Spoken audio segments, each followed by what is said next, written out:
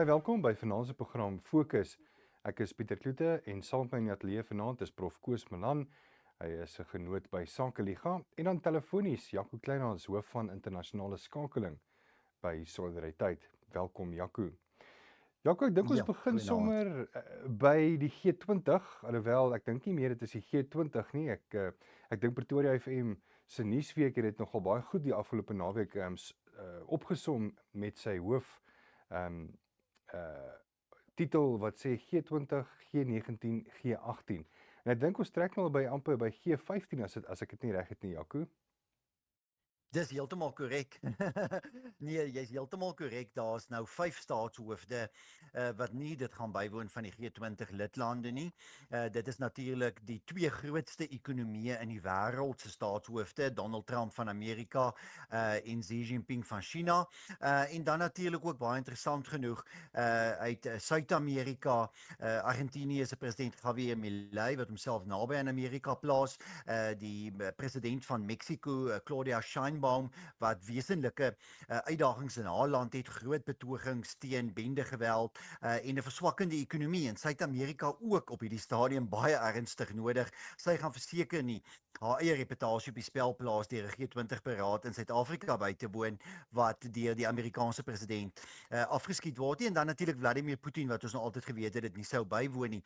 Maar die interessante Pieter is die persepsie in die hoofstroom media deur die regering en politieke kommentators is dat hierdie heeltemal normaal is, né? Dis die storie wat aan ons opgedis en aan ons vertel word. Die werklikheid is verlede jaar in Rio de Janeiro was daar slegs een staatshoof afwesig en dit was Vladimir Putin. En dit was natuurlik omdat Putin dit nie kon bywoon nie, al wou hy dit baie graag bywoon. So jy kan eintlik sê dit was verlede jaar voltallig. As jy 'n jaar van tevore gaan, wat ek sien dit is wat baie mense in die media nou graag uitlig. Hulle sê ja, maar Xi Jinping, die Chinese president, was in 2023 nie by die beraad wat in Indië in New Delhi plaasgevind het in Indië nie. Maar dit was natuurlik presies in 'n tyd waar daar 'n ernstige geskil was tussen Indië en China, 'n grensgeskil in die Himalajas. En dit sou verseker nie sin gemaak het vir die Chinese president om op daardie tydstip te reis na Indië nie. Maar 'n jaar voor dit, in 2022, was die G20 beraad in Bali in Indonesië. En toe was die meeste staatshoofde teenwoordig. Daar was nie twee nie daar nie, Mexico en Brasilië. So kom ons wees eerlik, die feit dat 5 staatshoofde van jaar se beraad nie bywoon nie, is sedert die eerste leiersberaad van die G20 wat in 2008 in Washington plaasgevind het, die meeste. Dis die grootste getal staatshoofde wat besluit om nie 'n G20 beraad by te woon nie. So ek dink ongelukkig is dit die werklikheid.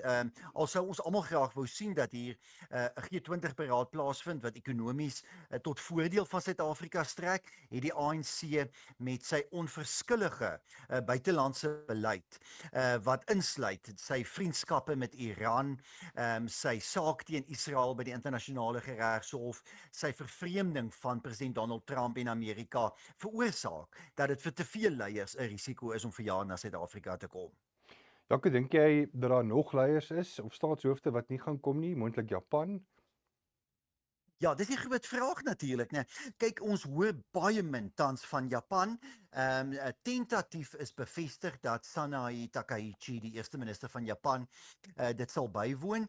Maar van haar kantoor, ek het nou gekyk, interessant genoeg, hulle kommunikasie is lekker tweetalig. Hulle het 'n Engelse webblad en publiseer daar baie min inligting. Dit bly alles baie tentatief dat sy sal bywoon. Onthou, Japan is een van die nouste bondgenote van Amerika, maar Takaichi, wil ek ook sê, is waarskynlik, as jy kyk na die huidige wêreldleiers, een van die wat die heel naaste aan Donald Trump beweeg. Sy en Trump het 'n baie duidelike akkoord tussen mekaar. Daar is 'n baie sterk gevoel van samewerking tussen Trump en Takaichi. So, daar's dink ek 'n vraagteken. Daar moet 'n vraagteken wees by Giorgia Meloni, die eerste minister van Italië. Sy's ook 'n noue bondgenoot van Trump. Maar sy's natuurlik binne die kring van Europa en ek dink daar sal vanuit Europa, veral vanuit Frankryk en Duitsland druk op haar wees om dit wel by te woon, maar ons moet sien wat gebeur daar. Ons moet baie mooi onthou dat toe die 'n G7-beraad in Italië, in Rome, Italië plaasgevind het so 'n paar jaar gelede, het Meloni besluit om nie vir Suid-Afrika te nooi nie. Suid-Afrika was nie 'n genooide na daardie beraad nie. So, daar is al syne gewees vanaf Meloni. Meloni is konservatief, mens kan haar as regs beskryf. En iemand wat naby aan Trump beweeg. En dan kan 'n mens seker oor een of twee miskien ook nog wonder en 'n bietjie vra, maar ek sou sê ja, dis waarskynlik in daardie rigting wat 'n mens moet kyk. Ek wonder nog oor Narendra Modi, die eerste minister van Indië. Modi wil natuurlik gesien word as een van die belangrikste leiers in die wêreld tans. Hy het al herhaaldelik gesê dat hy sien Indië as 'n supermoondheid van die toekoms. Indië wat sonder twyfel een van die groot supermoondhede, 2 of 3 supermoondhede in die wêreld gaan wees binne 5 of 10 jaar van nou af. En die mens moet vra hoe gaan hy 'n beraad in Suid-Afrika benader? Beskou hy dit as 'n geleentheid vir homself met Trump en president Xi van China wat afwesig is? Dit mag so wees en ek dink dan sal Modi teenwoordig wees. Indien hy wel risiko sien in sy bywoning, veral in terme van sy verhouding met Amerika. Onthou Indië is tans in 'n redelike benarde posisie. Amerika het 'n 50% tarief ingestel op Indiese invoere en ons weet dat Indië vergevorder is in onderhandelinge om daardie tariewe te verlaag. So daar is wesenlike vordering gemaak die afgelope paar weke. So indien mens dit vanuit daardie oogpunt weer kyk, dan is daar 'n rede om te sê, goed, maar Modi mag miskien hier by donderdag of Vrydag aankondig, wel iets het nou voorgeval. Hy stuur eerder sy adjunk eerste minister of hy stuur eerder sy minister van buitelandse sake. Maar ek dink as jy vra of daar 'n kans is dat iemand dit nie gaan bywoon nie, ek sou sê ons moet kyk na 4 leiers. Takaichi van Japan, Meloni van Italië, Modi van Indië en dan natuurlik Saudi-Arabië se kroonprins wat ek dink ook as ek net lees die afgelope dag of 2, 3 hoe nou die verhouding tans tussen Saudi-Arabië en Amerika is, dan is dit baie duidelik ook in baie ander politiek skaar Saudi-Arabië homself nou baie eerder by Amerika as by die globale suide. 'n Goeie voorbeeld is BRICS. Saudi-Arabië is reeds 2 jaar gelede na die BRICS-beraad in Johannesburg is Saudi-Arabië genooi om deel te word van BRICS. Hulle het nooit daardie uitnodiging aanvaar nie. So Saudi-Arabië assosieer nie met BRICS nie, assosieer sterk met Amerika. So hou hom ook dop. Ek sou sê dis die 4de land wat moontlik kan besluit om nie by te woon nie. Prof Koos. Dankie Pieter. Ja, ek het nou baie lekker geluister aan Jaco se samevatting. Ek het geen rede om te verskil nie. Jaco, dankie daarvoor. Ek wil net graag 'n paar opmerkings byvoeg. In die eerste plek, dink ek ons is in 'n tydvak waar multilateralisme, met ander woorde 'n klomp state wat binne organisatoriese verband saamwerk, eintlik op die agtervoet is en besig is om te verswak. Dit het onder andere juis gebeur as gevolg van Trump, wat daarin geslaag het om bilateraal met 'n klomp state ten aansien van wie hy tariewe ingestel het, 1 tot 1 ooreenkomste mee te sluit. En ek dink sy nie bywoning nie, behalwe vir die feit dat dit 'n sanksionering van Suid-Afrika is, of 'n sensurering van Suid-Afrika is meer korrek gestel, staan dit ook in die algemeen in die teken van multilateralisme, wat vir nou 2, 3 dekades baie sterk na vore getree het, veral daarna na 1991, na die val van die Sowjetunie. Dink ek multilateralisme is bietjie op die agtervoet en jy gaan toenemend hierdie ding kry van 1 tot 1 verhoudings tussen state wat weer op die voorgrond gaan tree. Wat die tweede aspek betref wat ek graag wil noem is die beraad verklaring. Teen die einde van die beraad word daar 'n verklaring uitgereik. Nou, na alle waarskynlikheid is daar reeds ver gevorder om een of ander vorm van verklaring wel uit te reik. Die betrokke staatshoofde of alternatiefelik die voorsitters of die leiers van die afvaardigings van die byeenkoms bywoon moet dit onderteken. Maar hulle kan dit natuurlik nie onderteken indien dit nie die groen lig daarvoor gegee is, die volmag daarvoor gegee is deur hulle regerings nie. In hierdie opsig is daar 'n probleem. Een van die state wat juist die leiding geneem het met betrekking tot die inhoud van die verklaring is Suid-Afrika in sy hoedanigheid as die voorsitter van die groep op hierdie stadium. die fokus, die agenda van die Suid-Afrikaanse president en van die ANC regering is 'n linkse agenda. Dit is sogenaamde diversity equality agenda. En dit is natuurlik iets wat etlike van hierdie regerings hoegenaamd nie aanstaan nie. En ek dink wat waarskynlik in die vooruitsig gestel word is dat, en ek wil raai, dis waarskynlik wat gaan gebeur, dat daar nie 'n behoorlike eensstemmigheid bereik gaan word met betrekking tot die verklaring wat daar uitgereik kan word nie, of indien daar 'n verklaring uitgereik kan word, gaan dit 'n baie nikszeggende afgewaterde verklaring wees. Ja, ek sal daarby volstaan. Dankie. Jaco, net vir jou opinie. Ek sien daar's 'n nuusberig waar die minister van internasionale betrekking en die minister van finansies, Enoch Godongwana, en natuurlik die minister van internasionale betrekking, Ronald Lamola, gesê het, nee, hulle is baie positief. Hulle gaan verseker die G20 in Amerika in 2026 bywoon.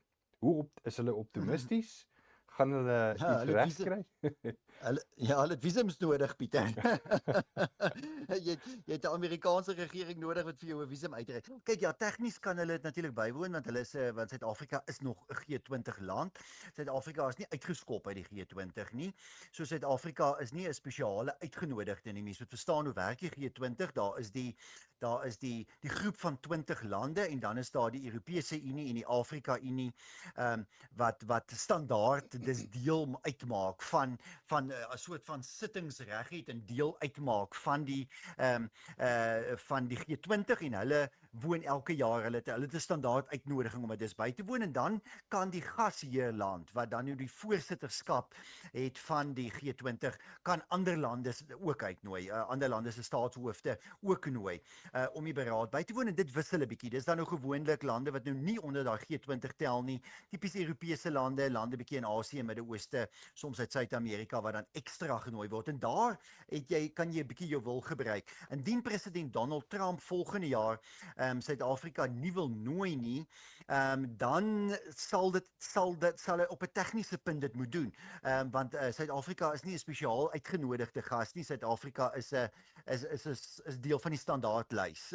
En dit raak 'n bietjie van 'n tegniese vraagstuk oor of Amerika kan verhoed dat Suid-Afrika volgende jaar se beraad wat in Miami en Florida sal plaasvind, dit nie kan bywoon nie. So, maar daar's maniere. Die maklikste natuurlik is om die mense wat dit wil bywoon se visum aansoeke te weier. So daar is seker maniere om dit te doen. Ons moet sien presies hoe dit gaan uitspeel. Die vraag daaromtrent, en dis eintlik waarop ek wil reageer, is oor die verhouding tussen Suid-Afrika en Amerika. Want kom ons wees eerlik, president Donald Trump moes eintlik die naweek hier in Suid-Afrika gewees het en hy is nie hier nie vir een rede, dat die ANC regering die verhouding tussen die twee lande ek wil nou amper 'n bietjie van 'n kraswoord gebruik, maar kom ons stel dit maar mooi ernstig benadeel het. Dit is dalk 'n bietjie lig gestel, maar kom ons wees eerlik, daar is 'n wesenlike krisis in die verhouding tussen Suid-Afrika en Amerika. Die Amerikaanse regering het sekere billike eise gestel teenoor die Suid-Afrikaanse regering, beter 'n soort van waarborge oor eiendomsreg, verklaring van plaasmoorde as 'n prioriteitsmisdaad. Dit behoort eintlik maklik te wees. Daar 'n verbintenis om uiteindelik oor die langtermyn goed so swart ekonomiese bemagtiging en regstellende aksie uit te faseer, nou nie onmiddellik nie, maar oor tyd. Alles baie sagte billike eise waarop die Suid-Afrikaanse regering nie reageer nie. Die Trump-administrasie voel dus dat daar 'n baie eensidige verhouding die afgelope paar jaar was en hulle het begin druk plaas op die Suid-Afrikaanse regering en uiteindelik sê president Trump wel, as julle niks van julle kant af doen nie, dan kom ek nie na die G20 beraad toe nie. Die Suid-Afrikaanse regering steur hulle ook nie aan daardie waarskuwing nie. En dan gaan Trump 'n stap verder en hy sê, maar goed, dan sal geen Amerikaner dit bywoon nie. Dan onttrek die Amerikaanse regering. En wat doen ons minister van buitelandse sake, Ronald Lamola, gisteraand op 'n CNN onderhoud? Hy beskryf die Amerikaanse president as 'n white supremacist. Hy sê Donald Trump bevorder white supremacy, met ander woorde wit oppergesag.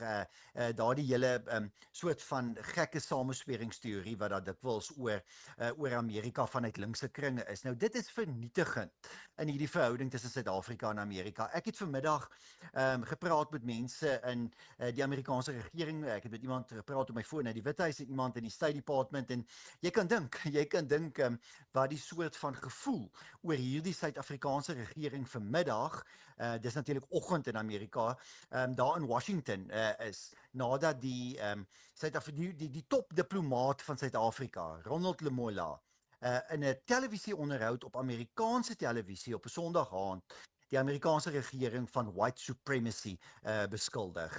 Dit is onaanvaarbaar, dit is vernietigend vir hierdie verhouding. Nadat daar nou maar enkele dae gelede toegewings gemaak is oor byvoorbeeld landbou-invoere, dat ons sitrus en ons neute en ons avokados en so aan weer na Amerika toe uitgevoer kan word met 'n drasties verlaagde tarief. Die wyse waarop hierdie ANC-regering diplomatie bedryf, is skandalig.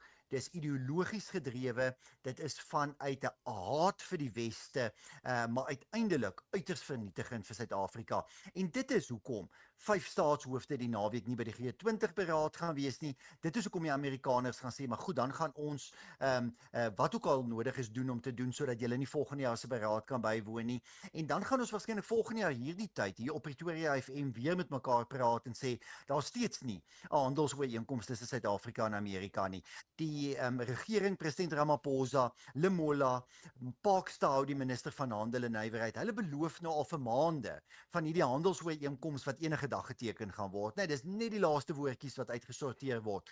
Dit is al vir ons in Junie vertel, dis in Augustus weer vertel, dis in Oktober weer vertel. Ons is nou al in die tweede helfte van November. Daar's geen handelsooreenkoms tussen Suid-Afrika en Amerika nie, terwyl landjies soos Lesotho en Zimbabwe op die punt is om binne die volgende 2-3 weke ooreenkomste met Amerika te teken. Zambië, uiters gunstige ooreenkoms. Ek hoor vanmiddag juis van die Amerikaners dat die beleggings uit Amerika stroom in Zambië se ekonomie. Dieselfde gebeur in Rwanda, dit gebeur in Kenia. Suid-Afrika word agtergelaat want ons is oorgelaat aan sotlike diplomate wat vanuit 'n ideologiese perspektief diplomatie bedryf, die verhoudinge met Amerika benadeel het en toegedink het dat dit in isolasie hanteer sal word, dat Trump is so 'n verskriklike figuur en die Trump-administrasie is so 'n verskriklike regering in Amerika, dat niemand anders gaan daarop reageer nie. So, as Trump kwaad is, gaan net Trump kwaad wees. Amerika is die magtigste land in die wêreld, polities, ekonomies en militêr, Pieter.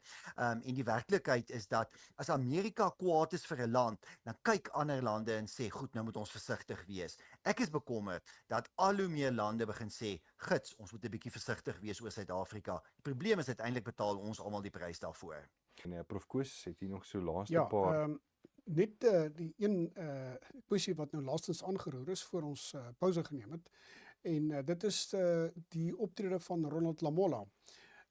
Die verklaring daarvoor is natuurlik, dink ek in die laaste instansie, behalwe ideologie wat natuurlik 'n baie deurslaggewende faktor is dood eenvoudig een van, ek wil amper sê, domheid. En dit is dat die ANC-leierskap die posisie van ANC Suid-Afrika, soos wat dit genoem behoort te word op die oomblik, eintlik heeltemal mislees. Hulle beskou hulle baie sterker as wat hulle werklik is, en tree as gevolg daarvan op 'n baie onoordeelkundige en eintlik in die finale instansie op 'n baie onnoosel manier op. Hulle besef nie hulle is inderdaad in 'n baie swakker posisie as wat hulle werklik is nie. Ek dink dit is net belangrik om dit op rekord te plaas. Jaco, dan weer terug na jou toe. Die afgelope naweek was daar nou weer 'n krisis gewees by OR Tambo internasionale lughawe met 'n vlug Palestynse, en ek wil net sê in hakkies, asielsoekers. Wat het daar gebeur? Ek weet wat daar gebeur het. En wie presies agter dit gesit het natuurlik, nee, want dit is die groot vraag, hoe gebeur dit dat 'n vliegtuig opstyg met 300 sogenaamde vlugtelinge, dat hy oor 'n hele vlugplan beskik. Dit is 'n lang afstand, né? Daar's baie ander plekke waar so 'n vliegtuig kan land. Ek vra myself die vraag af, wat van al die baie ryk Arabiese moslimlande waar verbygevlieg word, daar word oor die hele Afrika gevlieg. En om dan nou aan te kom in Suid-Afrika en om hier te kom aansoek doen vir vlugtelingstatus. Dis die groot vraag. Waar kom dit vandaan? Daar's baie bespiegelinge, daar's mense wat beweer nee, Israel het eintlik maar die mense na Suid-Afrika toegelaat om te kom om te stuur sodat dit 'n verleentheid vir Suid-Afrika is.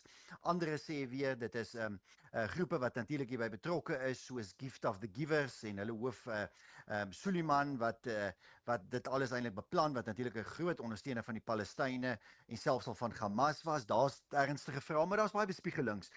Die groter vraag natuurlik, of die vraag wat my eintlik meer pla, en ons wil meer uitvind oor presies wat dan nou die agtergrond hiervan was en watter van hierdie beweringe in die media is waar en watter nie. Maar is hoe dit kon gebeur dat hulle uiteindelik toegelaat is om Suid-Afrika binne te kom, terwyl daar duidelik nie eensgesindheid daaroor was wetlik en deur lede van die regering oor hulle reg om Suid-Afrika binne te kom nie. Hulle het nie die regte papierwerk gehad nie. Hulle is heeltemal korrek deur ons grensbeheermense op die lughawe by douane vorige keer nie toegelaat om onmiddellik die land binne te kom nie. Dit was heeltemal korrek, maar uiteindelik na allerhande toutrekkery agteraf en ons weet dat die Ministerie van Buitelandse Sake, wat bekend staan as DIRCO, die internasionale verhoudinge departement, dat sy topbestuur gedomineer word deur mense wat pro-islamities is, pro-Palestyns baie sterk is, wat hierdie hele saak teen Israel gedryf het. En daar is definitief politieke touwtjies getrek wat uiteindelik het moontlik gemaak het dat hierdie mense Suid-Afrika kon binnekom, en nou is daar natuurlik beweringe dat daar baie meer op pad is, want dis dikwels mos nou maar so, né, as daar 'n krakie en 'n damwal is, dan kan jy altyd verwag dat die krakie gaan groter word. Die oomblik as die krakie daar is, en jy stop hom nie baie vinnig toe nie, dan het jy moeilikheid. Ek sien nie op hierdie stadium dat daar proaktiewe kommunikasie van die regering se kant af is om hierdie damwal te probeer toestop nie, en daar is 'n sterk kans dat hierdie wal verder kan breek, wat eintlik maar bevestig dat Suid-Afrika 'n land van wetteloosheid geraak het, né? Want wat nou daar op die lughawe gebeur het, is eintlik maar wat die afgelope 30 jaar by die Limpopo rivier ook gebeur, né? Ek het al daar gesit in kamp op die Limpopo rivier, dan sien jy hoe stap die mense bloot maar net voortdurend stroom mense deur die rivier na Suid-Afrika vanuit Zimbabwe, en hulle kom van reg oor Afrika. En dit is wetteloosheid. Dit is wat iemand soos president Donald Trump met groot sukses in Amerika totaal en al stopgesit het. Daar die mense wat oor die grens onwettig gestroom het uit Mexico uit in Amerika in. Nou daar's verskillende maniere hoe jy 'n land kan binnestroom, en hierdie is baie sigbaar. 'n Vliegtuig wat land vol Palestynë wat hier oor die grens kom. Maar kom ons wees eerlik, hier is soveel mense in hierdie land wat op allerhande onwettige maniere hier aangekom het, wat onwettig Suid-Afrikaanse paspoorte koop. Dit is hoekom wetsgetroue Suid-Afrikaners al hoe meer sukkel om visums te kry as hulle byvoorbeeld wil reis na Europa of Amerika. Ek praat verlede week weer met mense wie se visum aansoeke afgekeur is, want die Suid-Afrikaanse paspoort is natuurlik toenemend verdag. Mense wat vanuit Suid-Afrika reis is verdag, omdat ons 'n land is wat nie meer behoorlike grensbeheer toepas nie. En grense is nie net op jou land se buitegrense nie. Jou internasionale lughawens is ook jou grense. En ja, dis 'n absolute skandelike manier waarop hierdie situasie hanteer is. En ek dink die groot krisis hierso is dat hierdie is nie die eerste vlug wat gekom het hier. Daar was blykbaar vroeër hierdie maand ook 'n vlug wat deurgekom het van Israel af met Palestynë.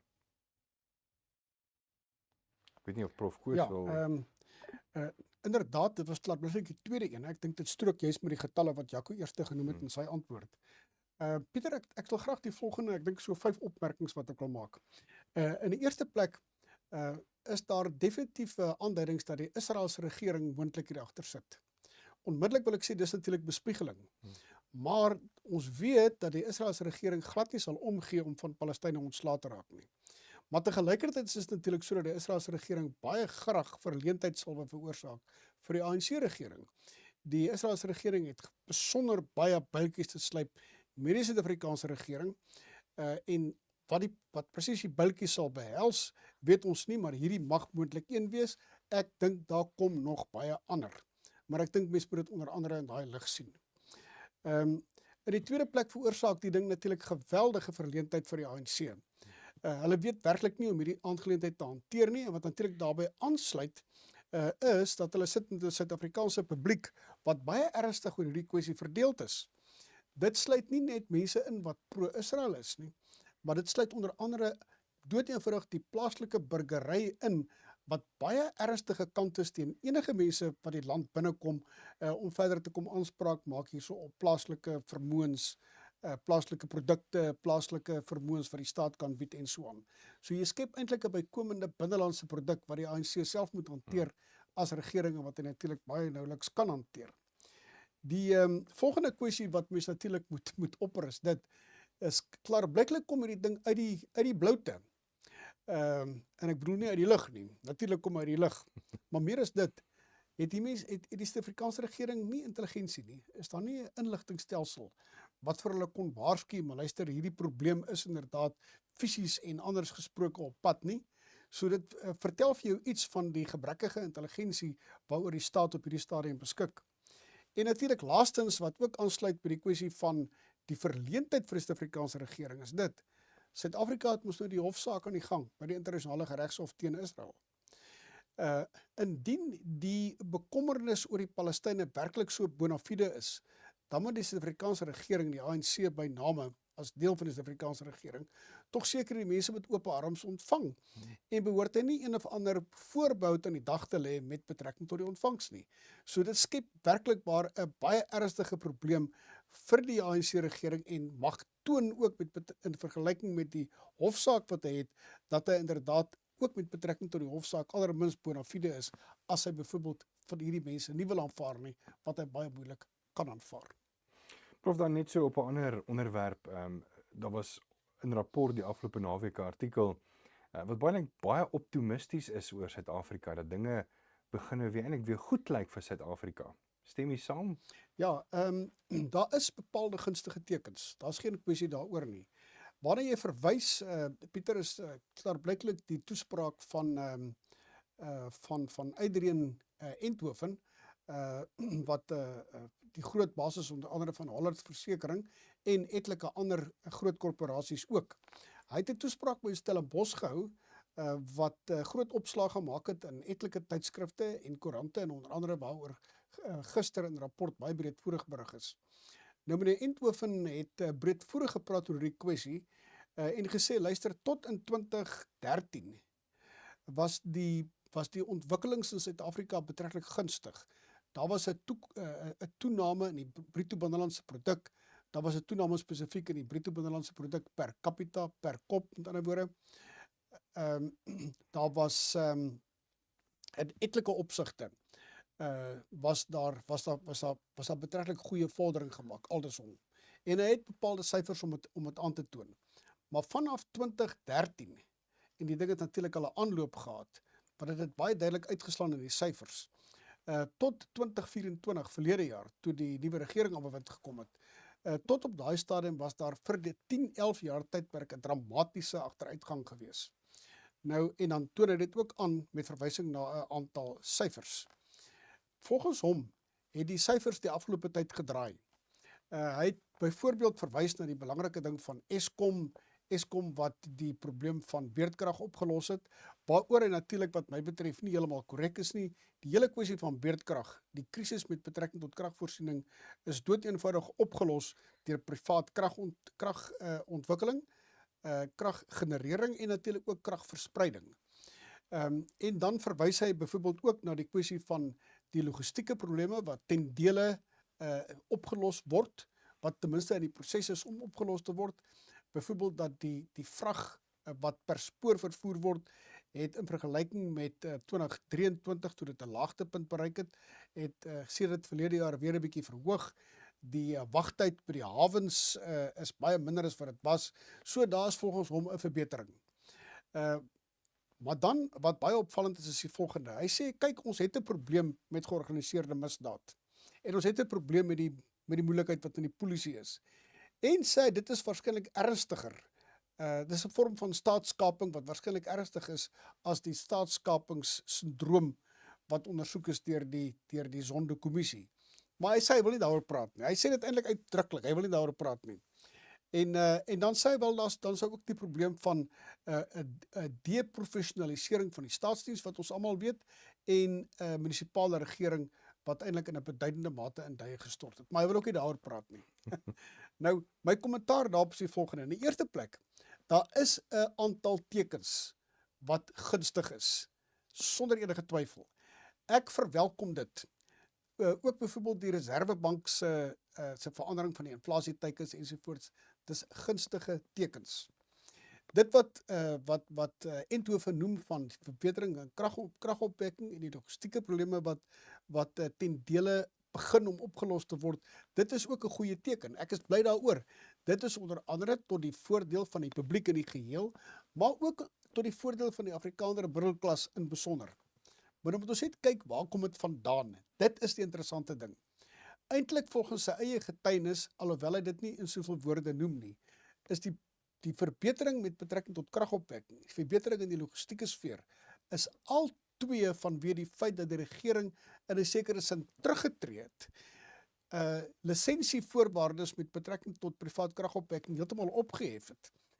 Met betrekking tot die spoorvervoer en die hawens het hy ooreenkomste aangegaan met privaat instellings, privaat maatskappye aan wie konsessies voorsien word om gedeelte van die spoorvrag oor te neem wat tevore deur die staat behartig is. So die punt is, dis nie die staat wat die probleem oplos nie, dis die staat wat terugtreë.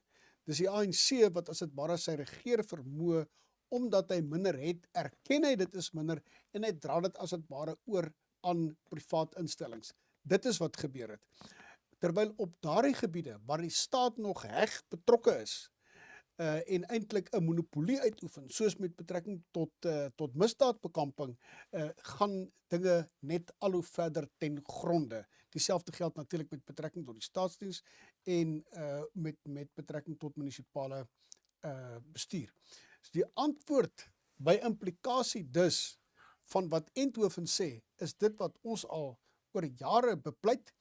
Dit wat byvoorbeeld die Vrye Mark Stichting, die Instituut vir Rasse Aangeleenthede, in 'n sekere sin die DA ensovoorts, ander oppositiepartye ook bepleit, naamlik dat die ANC tog net in Vadersnaam moet terugtreë, want waaraan hy ook al raak, en dis dramaties om het so te stel, maar is waaraan hy ook al raak, wel dit verander en nie in goud nie, aan die teenoorgestelde daarvan.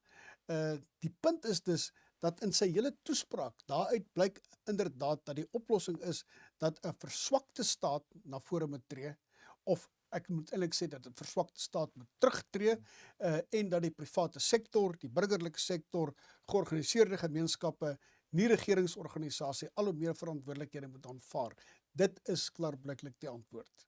En ons sien dit onder andere daarin dat die vooruitsigte vir die land en vir die burgery in die breë verbeter wanneer dit gebeur. Ons is net nou weer terug met die program Fokus en daar is nog baie waar ons wil gesels, onder andere die huidige verkiesing, die eerste ronde wat nou plaasgevind het in Chili en so bly gerus ingeskakel daarvoor net hierna. Ja,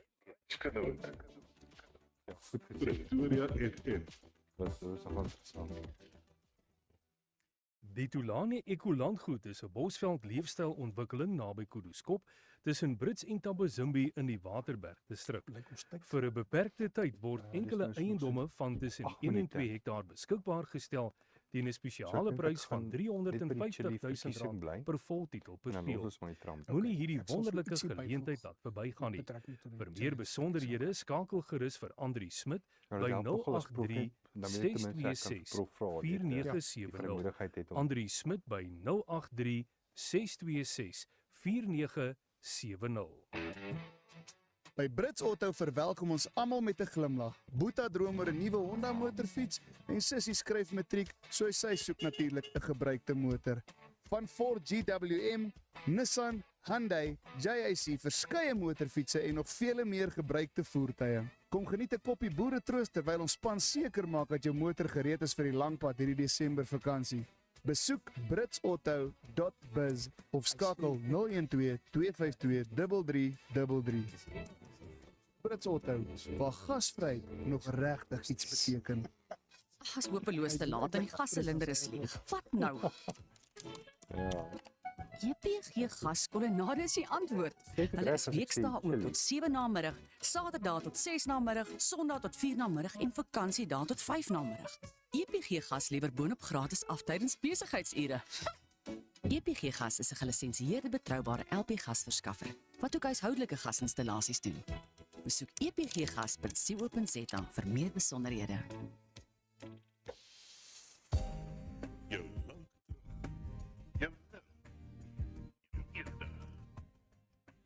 Pretoria FM.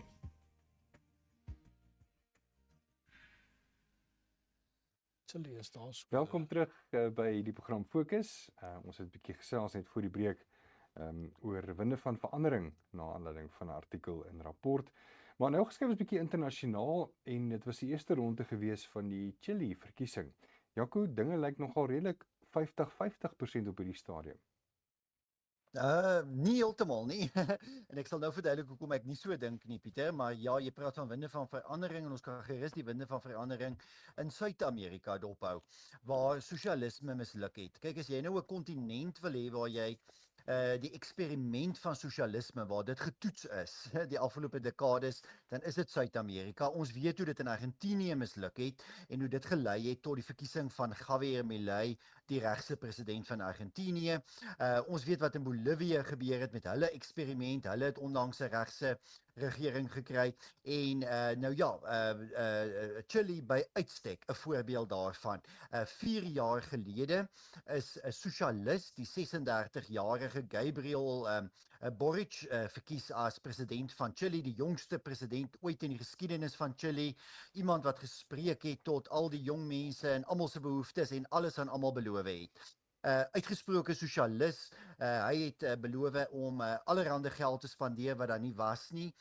Die afgelope 4 jaar het Chili se staatsskuld is geweldig toegeneem en nou moet ek onmiddellik sê, ek dink vir luisteraars wat dalk nie soveel weet van Chili nie, maar Chili is 'n baie welvarende land in Suid-Amerika. Dis regtig per capita seker die welvarendste land in Suid-Amerika, die hoogste per capita inkomste. Dis regtig 'n stabiele demokratiese, ekonomies gevorderde vrye land.